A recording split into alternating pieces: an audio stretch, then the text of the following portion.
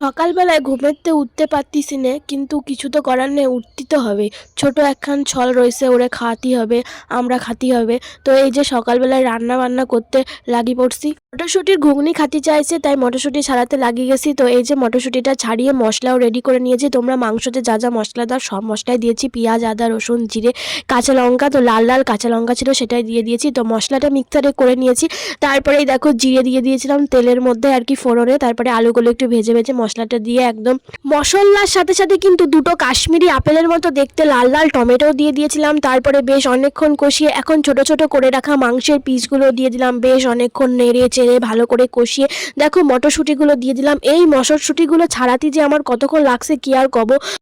চোখের জল সব একসাথে হয়ে গেছে। আর আমার ছলখান যে এত দুষ্ট, এদিক ওদিক চলে যায় বারবার, ওকে আর কি নিয়ে আসতে আসতে আর আমার মটরশুঁটি ছাড়াতে প্রায় 1 ঘন্টা লেগে গেছে। তারপরে দেখো আমার রান্না কমপ্লিট, আর খেতে দেখো টেস্ট করে নিয়েছি, সেই টেস্ট।